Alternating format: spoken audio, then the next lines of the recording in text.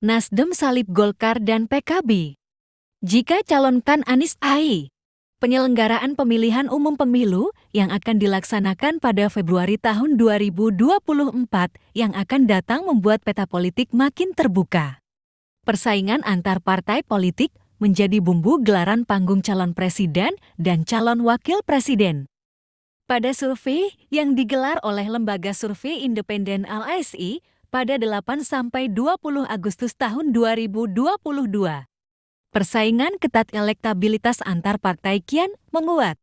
Seperti diketahui, Partai Nasdem pada gelaran survei kedua ini mampu menyalip Partai Golkar dan Partai Kebangkitan Bangsa PKB.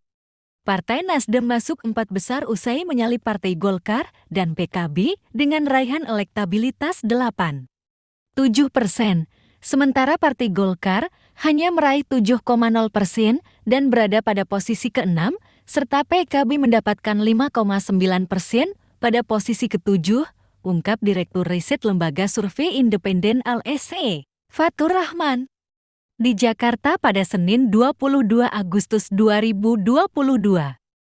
Kenaikan elektabilitas Partai Nasdem terjadi usai mengumumkan calon presidennya yakni Gubernur DKI Jakarta Anies Baswedan, Ganjar Pranowo, dan Andika Perkasa melalui ajang rapat pimpinan nasional Rapimnas yang dihadiri Presiden Joko Widodo, serta isu yang semakin menguatkan pemasangan Anies Baswedan bersama Agus Harimurti Yudhoyono yang diusung oleh Partai Nasdem, Partai Keadilan Sejahtera PKS, dan Partai Demokrat. Kenaikan elektabilitas Partai Nasdem usai diumumkannya calon Presiden Anies Baswedan dan menguatnya koalisi Partai Nasdem, PKS, dan Demokrat yang mengusung pasangan Anies dan AHY, ulas Fatur Rahman.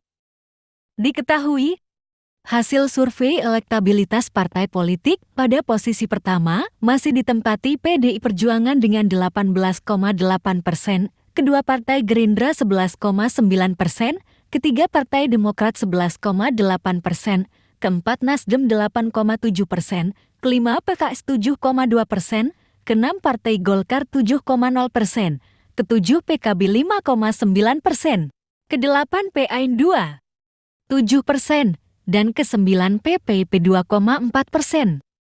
Sementara, partai non-parlemen hanya mendapat 0–1% suara. Dan yang belum menentukan pilihan 19,1% suara. Survei LSI ini mengambil populasi warga negara Indonesia yang punya hak pilih dalam pemilihan umum pada 34 provinsi di Indonesia. Dari populasi itu dipilih secara acak sebanyak 1.500 responden dengan margin of error 3,05% pada tingkat kepercayaan 95%. Dalam survei LSI melakukan metode wawancara melalui jaringan seluler pada 8–20 Agustus tahun 2022.